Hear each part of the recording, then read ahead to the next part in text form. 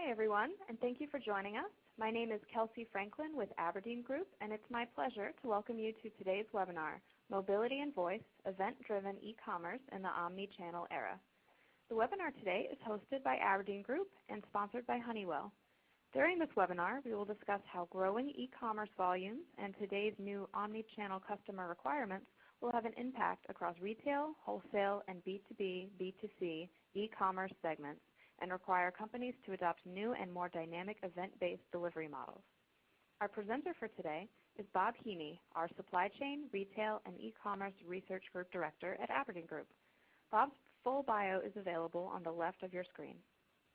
We have about 45 minutes of content prepared today, followed by a 15-minute Q&A session. I encourage you all to submit your questions throughout the webinar using the Q&A field on the top left of your screen, and we will try to address as many of your questions as possible at the end. Also, to the right of your screen is our resource section. There you will find today's presentation deck as well as related research content and product materials. And now I'll turn it over to Bob. Thank you, Kelsey, and good evening or afternoon, depending on your time zone. And we want to, first of all, go through a couple of the agenda items here as we attempt today to go through and really get a better understanding of what e-commerce and omni-channel, the impacts of that to the fulfillment models within today's warehouse. So to start things off, section 1, we'll talk a little bit about the Aberdeen research methodology, give some business context. Then we'll move into some key pressures and some of the actions companies are taking to address those pressures, particularly when it comes to more dynamic event-driven warehouse operations. And that leads then into talking in depth about multimodal mobility and voice capabilities, making sure that companies are moving off paper-based systems to more real-time. And then finally, there'll be a case study that we'll cover with a company that just went through a major shift in operations to address e-commerce. And then we'll have a Q&A session with some key takeaways. So Aberdeen's research methodology really involves original surveys that we send out to end users, like most of you on the phone today. Those end users respond to the questions, and those questions then allow us to understand better how companies are performing, their KPIs across organizational employee performance, and various criteria for success. Based on that, we take all the total respondents. In this case, we went out to 162 different companies. And the best performers on those defined metrics are the best in class, the top 20%. The middle, 50% of the industry average, and the bottom 30% of the laggards. Then we apply what we call the PACE methodology, and that's that vertical columns going down through the different maturity classes. The P stands for pressures, the A stands for actions, C is capabilities, and E is enablers. And on the right, we have some of the things that we ask around each of the areas of concentration to achieve success, and eventually we end up drawing correlations between better process and technology solutions and their alignment to best-in-class results. So again, won't go through this slide, but pressures, actions, capabilities, enablers really sets the stage for the sections that we're going to be covering next. So business context-wise, there are some very systemic changes happening within today's supply chain. So when we ask the question to the 162 companies about what new logistics channels are spanning both their B2B and B2C fulfillment models, we got these set of results. The first thing you'll notice is that these numbers really don't add up to 100% because you could select any and all of these. And in the past, when we asked this question like 2 years ago, the second item on the list, shipping through a traditional distribution center, 75% of the companies selected that as one of their top ranked options. Today it's down to 60%. Not to say that that's still not a significant number, but it has been kind of matched by shipping direct to consumer, which 2 years ago was only at 50%. So that shift is fairly radical when it comes to warehouse operations. And also the movement out of the traditional DC, some of that volume is flowing to DCs of the partners, right? So it's not necessarily your own DCs anymore. You've got to collaborate inventory and fulfillment streams with your vendors through DC bypass, or maybe your 3PLs. 56% of the companies are doing that, or shipping through a break bulk facility, 53%. And then you can see some of the less popular, but still, you know, dramatically different than through a DC options that are there. Now I'm noticing that we're getting a chat from one of the users. There's a question. 60% shipping to or through a traditional distribution center. Yeah, you're showing that down from 75% over the last 2 years. Where is this volume being processed? And I think you can see from up above that in the past, what we were talking about there was almost all of it through the retailer, the brand holder in their own DCs. That was 75%, now it's 60%. So the rest of it is flowing through what we saw below that. So through a vendor DC bypass, fulfillment center, or a break bulk facility, or maybe a supplier or a vendor. So with those changes, you know, that's going to require quite a bit of operational change within the warehouse. We'll look at that next, but first, applying our best-in-class matrix, we had to come up with what were going to be the key performance indicators of the best-in-class. And so these four levels of performance gaps were where the best-in-class defined themselves. They had a 97.8% perfect order rate, orders delivered to customers complete and on time, and they decreased costs both versus budget and in actual. 3% versus actual on a unit-by-unit basis, and 2% decrease versus their budgeted levels. So that's a significant 3 to 9% percentage points advantage when you compare those results to the laggards and the industry average. So as we think about this, we're getting another question of why are the best-in-class seeing an improved cost at 3.7% in their actuals and 2% in the versus the budget. And what we see here is that as we look into the reasons for that, we'll see that the event-driven and paperless scan and voice technology is one of the key factors, but we'll introduce some other reasons why that's the case as well. Okay, so we just went through the methodology, the Aberdeen PACE methodology, and we looked at the best-in-class, and we gave some business context. Now we want to look at the pressures and actions companies are feeling. So when asked, again, the 162 companies fall into the three groups where the dark blue is best-in-class and the yellow is laggard. And you can see across these particular pressures the relative importance of that to each of the groups. So for instance, the need to manage multiple sales and logistics channels, 54% of those in the best-in-class group feel that pressure, and yet only 21% of the laggards felt that particular pressure. If you jump down to actually the third bar down, need for better utilization of underutilized resources, you'll see that the relative magnitude of the bars is very similar to the first one. And so as you manage more sales channels and logistics channels, it does require you to be more focused on the utilization of your resources. And normally we do see a parallel between the top pressure and some of the others, at least in the relative magnitude of it. And that's one of the key observations from this slide. You can also see that SKU proliferation and customer demand are pressures being driven by this omni-channel fulfillment model. How about actions? You know, it's important to understand that if you feel a pressure in an area, what are you actually doing about it?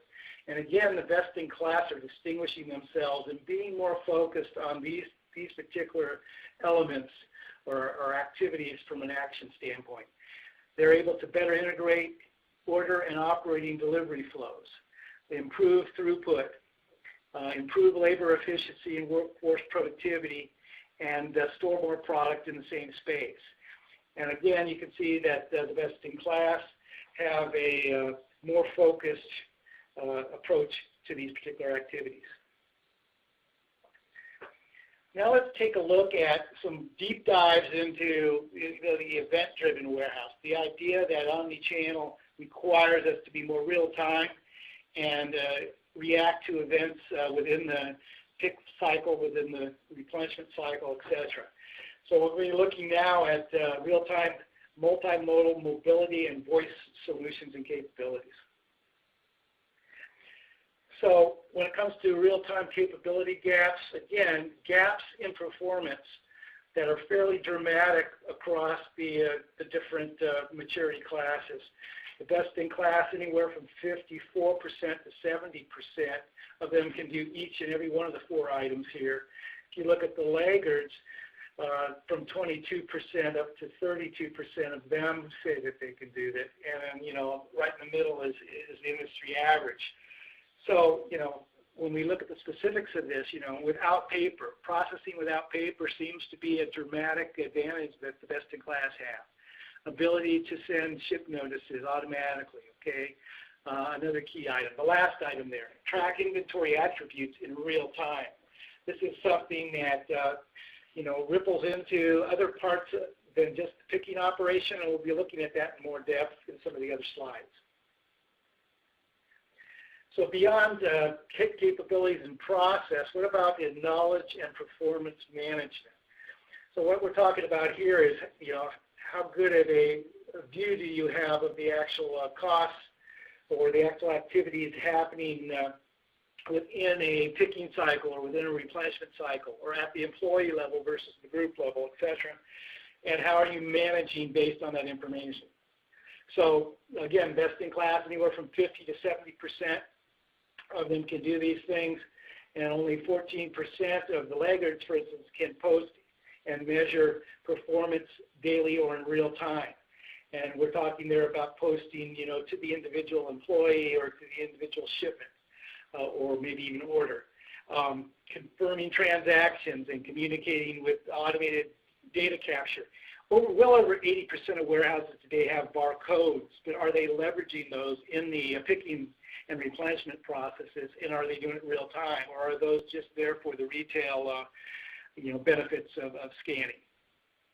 One of the key observations of this is that, you know, when we take a look at the 31% of laggards that know the contents of every bin in the warehouse in real time, we understand that that's a pretty low number in today's world. And if you don't know the contents of the bin in an automated fashion, it's very difficult to be able to scan and during the picking to understand what the individual impacts are going to be to picking. So this is you know, measuring and posting performance. The laggards at 14%, it's not surprising that that's going to be that low if they don't know the bin contents.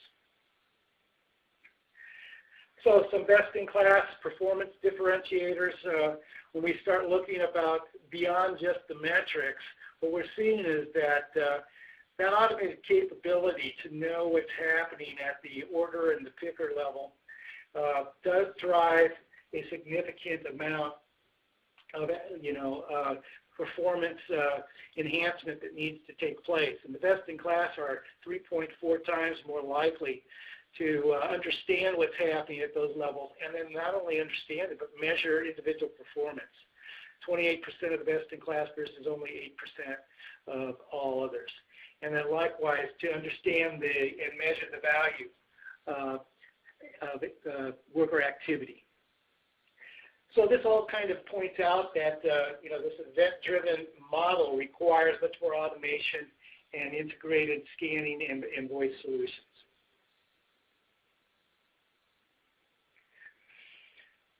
So the next thing that we did was we actually took a look at if we split the performance by the level of automation that companies profess to have when it comes to scan and voice technologies. Those that are looking to either have it or will have it within the next year. 30% of the 162 companies, 28 companies, fall into the upper echelon of this particular table. And then the automation followers, the other 67% of the companies, fall into the latter grade. And you can see a pretty clear separation in the metrics again, where orders delivered on time, orders received from suppliers completing on time, and decreases in cost and decreases in out of stocks are significantly better for the leaders that are automating in these ways than the followers that are not. One of the key questions would be, well, 95.4%, is that a very low level of complete and on-time delivered to the customer? And in some cases you might think that it is because most picking operations are at the 99% accuracy level. However, it doesn't take long for that accuracy level to start dropping when you start taking into account activities of bin replenishment that's not happening maybe in phase with picking, or hot orders that get introduced in and aren't properly filtered in, or errors that happen in terms of out of stocks that simply aren't available. So your picking activity on the items that are available to pick can be 99%, but if certain items aren't being picked at all because of other bottlenecks in the system, you do see an erosion. And can be very significant. If you look at the automation followers here, a 10 percentage points decline versus the leaders. So the impacts of not being automated have a ripple effect throughout the entire receiving to shipping process at today's warehouse. Okay, so one of the things then that we wanted to also look at, we just saw how the metrics are better for the voice leaders. What about the specific capabilities that they profess to have? And clearly the purple bars, the voice leaders, are leading the way across every one of these key metrics. One of the things that we will point out when we look at this particular slide is that we do see the numbers at the end of each description. So the 1.64x means that the best in class are 1.64 times as likely to be able to do cluster picking. And cluster picking is defined as where one person picks multiple orders at the same time.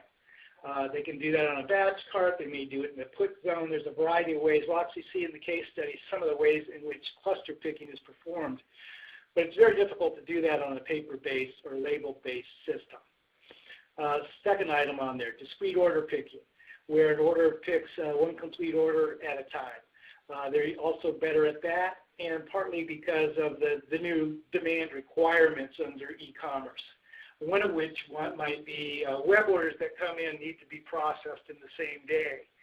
And in some cases that may mean that if I'm already working the order, I need to interject a new task into the picker's order stream to pick yet another item that just came through an add-on to the order that I already have. Things like that do require these dynamic event-driven scan and voice solutions. We see zone picking, we see batch picking, and we also see dynamic real-time order dispatch, which is the ability, again, to merge in changes, both in picking but also in putting and replenishing, to merge in new order streams and new tasks in the picking process as it is occurring in real time. And that, of course, is a very sophisticated technology. Only 43% of even the leaders can do that today, and 17% of all others. So we just saw picking-related activities. Now let's take a look at the voice leader e-commerce replenishment capabilities. And we see here that, again, the voice leaders, the dark purple bars, are doing, across the board, a better job in each of these. Some of these are, look at the very middle one there, one that's very typical in today's omni-channel e-commerce world, hot replenishment. So that, let's say I'm doing a pick, maybe I got some web orders that came in, and those unexpected surge in volume in my pick zone, I've actually depleted the bin, and I need to trigger an automatic replenishment to the bin in order to either complete my pick or to have the stock available for the next pick that the next worker is going to do. If you don't have the ability to monitor that and to echo that task real time to the replenishment organization, you're not going to be able to do that hot replenishment. So 52% of those with voice and scan technology can do that, only 25% of the laggards. Min-max replenishment, again, those can dynamically be changing throughout the picking cycle, throughout each picking wave, across the shifts and the days. And if you're not linked to that in real time, again, you can have shortages and shortfalls. Demand-based replenishment and then hold replenishment, these are additional ways. Again, the best in class are doing a better job. And if you think about this, replenishment is ultimately tied back to your performance complete and on time. We were asked the question, well, if I can pick at 99%, why is my complete and on time at 95%? If you can't do this hot replenishment, min-max replenishment in phase with the actual fluctuations of your picking volumes under e-commerce, you're going to see an erosion in that complete and on time, even though picking could be a very high percent. So at this point, we've looked at several things. Let's just recap, and then we'll go through a kind of an in-depth case study here. We've looked at the business context and the fact that, across retail, wholesale, and e-commerce segments, end-to-end, warehouses are dramatically being tasked with new logistics challenges, direct-to-consumer, smaller, more frequent orders, etc. Then we looked at how those pressures and what actions the best-in-class are taking to address those pressures are really kind of rippling through into the internal operating processes within the warehouse.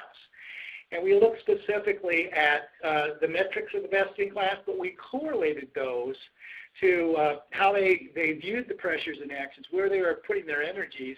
We also correlated those to their ability to react and communicate real-time through either multimodal scan and voice technologies. And that allowed us to look at the leaders and the followers of those, and we saw some interesting takeaways from that. In the next section, we actually want to do a deep dive into a company that went through a transformation with this in mind. So in our case in point, and by the way, there is some material that's been sponsored by Honeywell as well, a report that we did that has this case study and some short forms and some other assets that you might want to look, because we're going to only be able to cover a small section of the case study. But essentially, this is a company that was operating in 21 states, was the second largest party goods supplier, and had a e-commerce distribution center, or actually was a traditional distribution center that predominantly had been shipping direct to a retail store, but was being converted to more of an e-commerce, direct-to-consumer parcel delivery model. So they operated in 21 states, delivering to 220 retail outlets, and then that was now jumping to not just the 220 retail outlets, but now up to 60,000 orders a day direct to consumer. So how are they going to handle this? And particularly with respect to their holiday period, which starts in around Halloween time and then doesn't end until like New Year's Day. So they were really challenged with the limitations of their capacity and the current process. And in specific, what that meant is their process were manual label-based picking systems that required a discrete order picker to pick one order carton in shipment at a time and traverse the entire picking operation. They were also challenged by the fact that they were moving in a typical day. They could be, in the old world, there was about 3,200 total SKUs that would be ordered in a typical day, and it was going to be jumping up to almost 13,000 SKUs. So much more ground to cover, smaller volume SKUs in some cases, and then over the course of the holiday season itself, a total of 35,000 SKUs, another tripling in the number of SKUs that they had to have in stock and rotating in and out of their pick zones. So this required them to move off of label-based systems, and they partnered with a material handling integrator and a voice and scan technology company. And in that process, we're able to muscle through the peak season and do it in more dramatic ways. And we're going to see some of the ways that they moved their operations. So I told you that they were picking individually by label to individual carts. In the detailed case study that we provided there, they merged that into 4 separate and discrete picking areas or zones. And one was the batch picking to a cart. Again, they moved to scan and voice technologies and reduced the number of FTEs or full-time equivalents required to do that. Another area was the multi-order to multi-zone, which is basically a put pod operation where items would be picked in batch quantities and then moved into put pods where they would be moved into multiple order totes at a time. So a multiple, SKUs flowing to a put pod, and the put pod multiple orders flowing out. This was one of the heaviest staffed areas, about 100 FTEs once they moved to the new model during the peak holiday season. And then there's a super tote orders as well, which is a little bit more complicated process, but again, very much scan and voice driven, and that's the model that they went to. So two takeaways in the process and technology section. At both the operator level, which is the person actually doing the picking, at a order cart level, it involved moving from, moving to voice-directed picking, and also scanning and verifying away from the labels and paper-based system. And within the new pick pods, because they're picking to multiple order cartons at a time and from multiple product groups into those order cartons, again, very heavily driven by real-time RF communications, voice and scan technologies within those picking pods. And again, in that area, 162 workers on a typical day. So they, again, did see dramatic capacity gains, and those are some of the benefits that they saw. So in the benefits area, some of the things, key takeaways were they were able to do this in 6 months after the conversion, after the conveyors and the put pods were put in, 6-month ramp up to full volume. They saw a 56% increase in orders filled per hour and a 16% increase in units per order. So the order sizes and the number of orders that they could process went up. And in the peak season, it actually went up 78% increase in holiday units picked per hour. So the vice president of supply chain said that their payback was phenomenal, about 1.8-year payback overall, and on the voice technology, it was less than a year for that incremental piece, and that without moving to this technology and this new process, they would have incurred an additional $400,000 in cost during the holiday season alone. So at this point, we're going to kind of quickly recap where we've been and what some of the key learnings are. And if you've got questions that you're thinking, now would be a good time to queue those up, and we'll see where we go from there. So First of all, we talked about the fact that, today's warehouse can no longer be paper-based. It really has to be event-driven. It needs to be able to handle the web orders that come in on the same day, that need to ship out in the same afternoon. It needs to be able to deal with these new flows across the various formats that are out there today. And that's smaller, more frequent orders and more communications within the warehouse, both from receiving, replenishment, picking, and shipping. Key pressures and actions we saw were the best in class, and particularly we saw where the leaders in automation with voice solutions are really more focused and have more of a understanding of what needs to happen within their warehouse. At the same time, they have a better understanding and really get a good idea of what actions they need to be taking. And they're making investments. Those investments are taking the form of multimodal voice and scan capabilities. And in the past, this was an area where a lot of companies felt that voice would be very, very expensive and cumbersome to put in.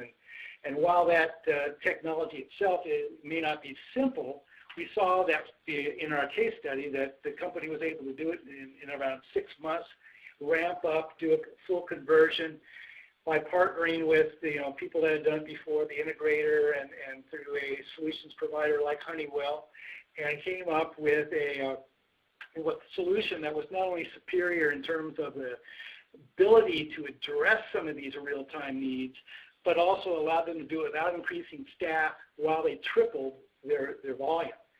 So the ROIs can be significant by going to this technology.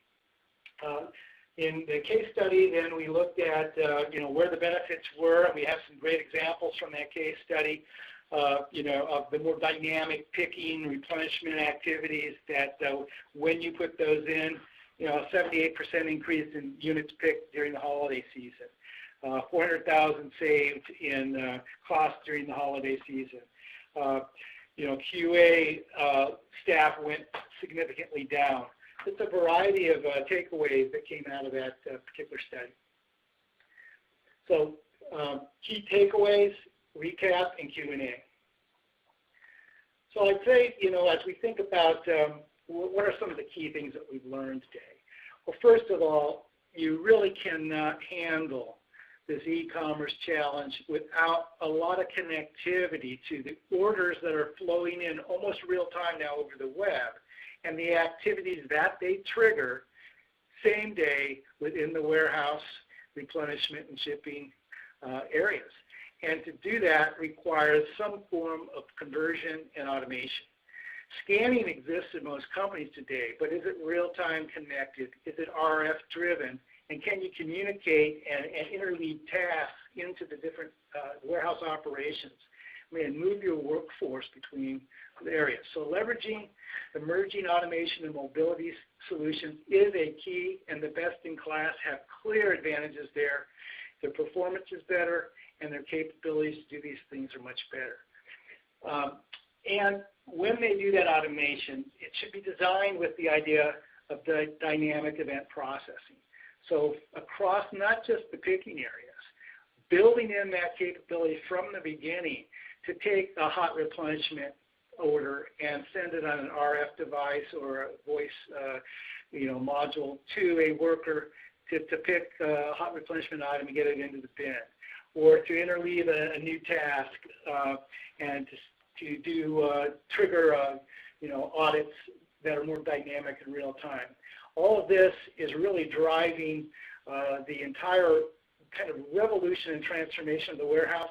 And if you can't do event-driven warehousing, you're probably not going to be able to compete in the omni-channel world.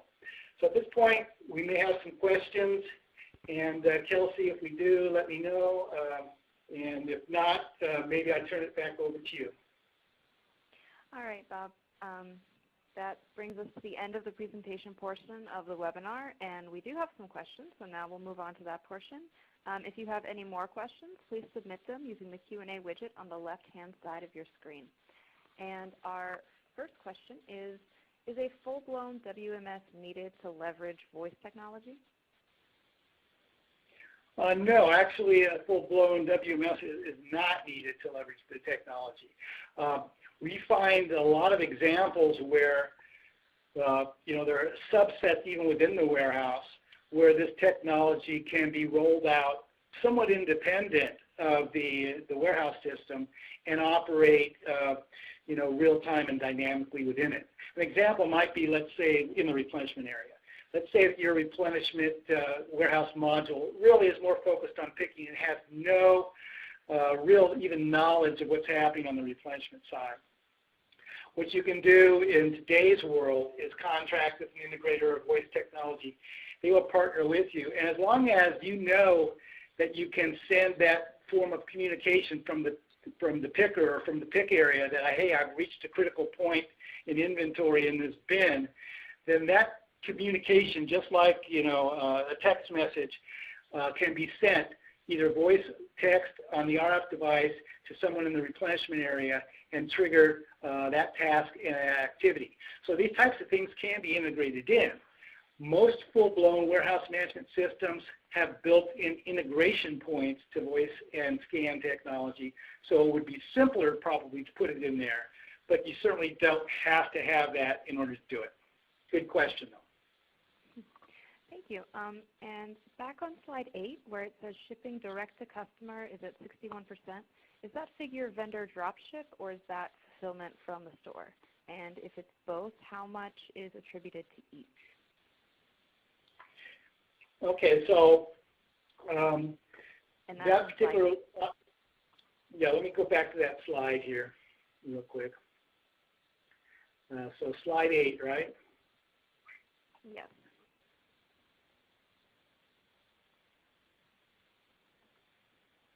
All right, so shipping direct to consumer, the question is how much of that is coming through a distribution center and how much is coming from a vendor? Yes. Yes, I'm sorry. How much is drop ship and how much is fulfillment from the store? Okay. Well, fulfillment from the store is probably in this other category. The 15% we plan to add capabilities in other areas not checked, simply because fulfillment from the store is not one that we asked. We asked this survey to the warehouse professionals, not necessarily the store retail people. So they probably don't know what's happening between stores or at the store level unless they're shipping an order to the store. But that's what that first one primarily is, shipping direct to consumer. Well over 90% of that is going to flow from the brand holder's DC. Instead of going to the store, it's going to bypass the store and go straight to the residence or the home of the person who ordered the product or maybe the customer of the store. The other 10% or so might be shipped direct to consumer on behalf of the brand holder by either a 3PL or somebody else that holds that primary stock. An example of that might be, let's say that, maybe in the party business, this guy that, he has his own stores and they stock certain things in the DC that go to the store, but they also have vendors and suppliers that stock certain things in the store, and they're not even at the retail DC, they're only at the supplier. So in that case, the order would need to ship, if it was the item that was only held at the supplier, it would ship direct from that supplier to the home, and that would be the other piece of that. Down below, we do see, though, that there's other significant volume that does flow from either vendors or flow from break bulk facilities where maybe the entire order stream is housed there, and those are pretty big numbers, 50 and 53 and 56% on those. So hopefully that answers that question. All right, our next question is related. Is shipping direct to store in this model for replenishment, or is this consumer driven? And if it's a mix, to which is each attributed? So is shipping direct to store in this model for replenishment?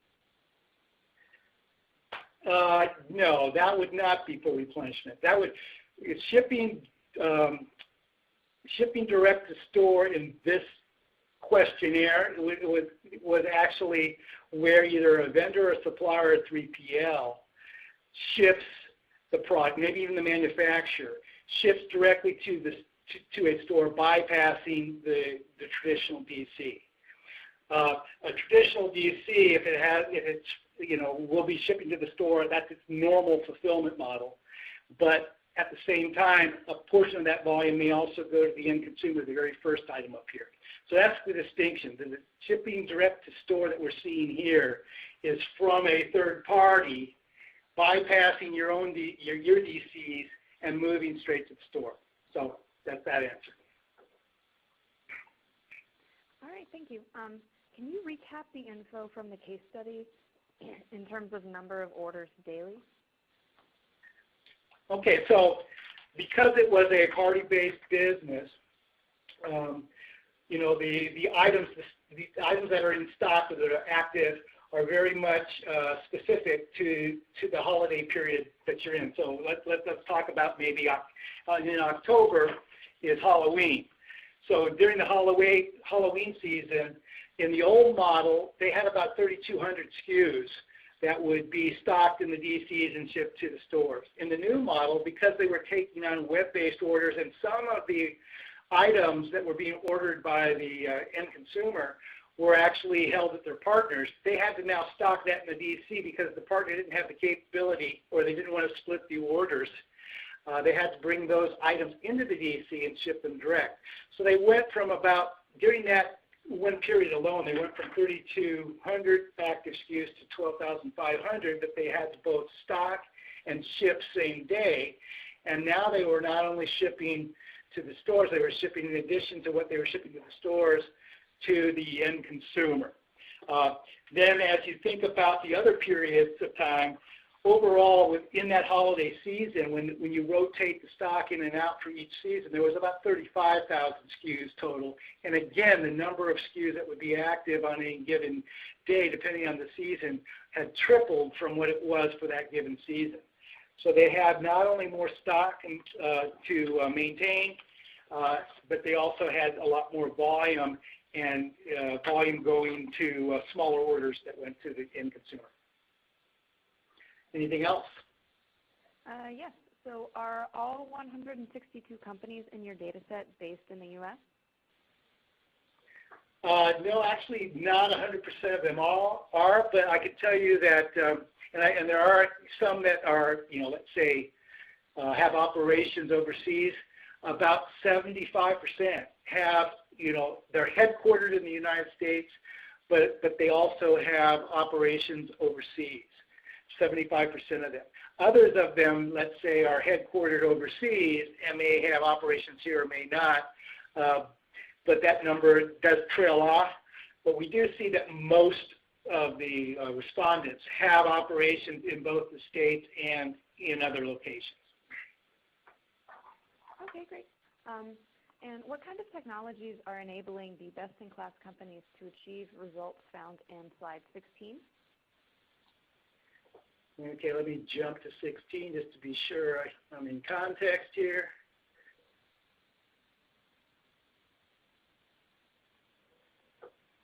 Okay, so some of the technologies we talked about were, the idea that I've got to be able to communicate with the workers in these various areas of the warehouse. So everywhere from receiving, replenishment, picking, and shipping is a much more event-driven world today.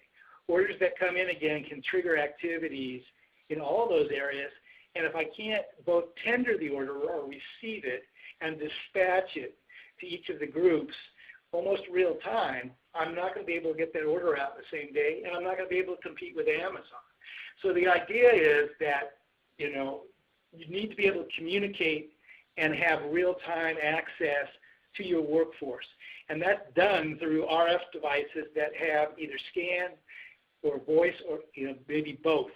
And we're finding that it's much more likely that voice enters into this because of the productivity that you can get with it. And the payback can be very significant. So what we're seeing is 3.5 times more likely to be able to measure individual performance at the worker order level and they're also much more event-driven.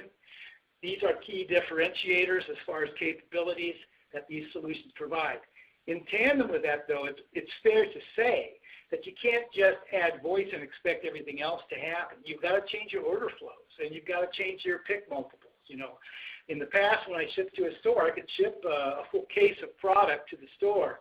Now I have to break that case open, and individual retail units are being ordered, picked, and shipped, and they're being shipped and packaged straight to the consumer's home.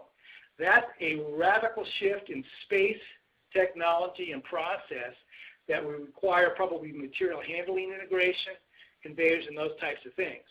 Most companies have that, and certainly it's very justifiable. The savings are huge. But it's not just having the voice. You do have to make those process changes as well. So I think that would answer that question. All right, thank you. And on slide 14, can you go into a little bit more depth on how the tracking of inventory and attributes in real time? Okay. All right. So, yeah, that was one of the ones, track inventory attributes in real time. So only 32% of the leggers could do that. 54% of the leaders, believe that they can do that. Again, if you're going to have an order fulfill complete and on time at the 95%, which is what the best in class do, and you want to move off of the 86% that most companies have today, you've really not only got to understand what's happening in the picking area, but that inventory and the inventory attributes across receiving and replenishment need to be phased in as well. You can't be blind to inventory out there.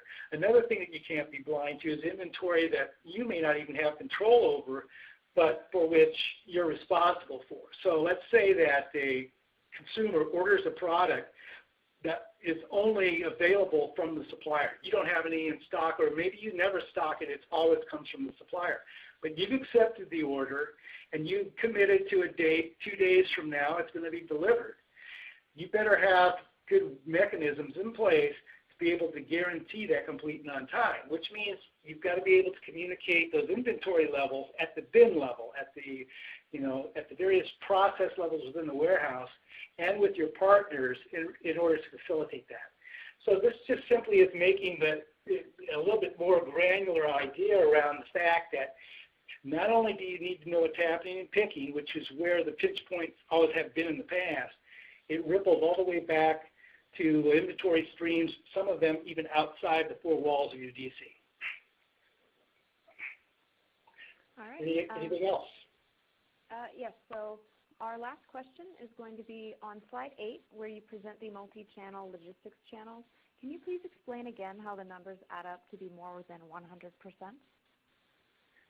Okay. All right. So the way the question's phrased is select any and all of the following items which are fulfillment models within your company. So as a respondent to this, I ship direct to consumer. So I ship from my DC, let's say, to the customer's home. I also ship through a DC to my stores, so that's traditional DC.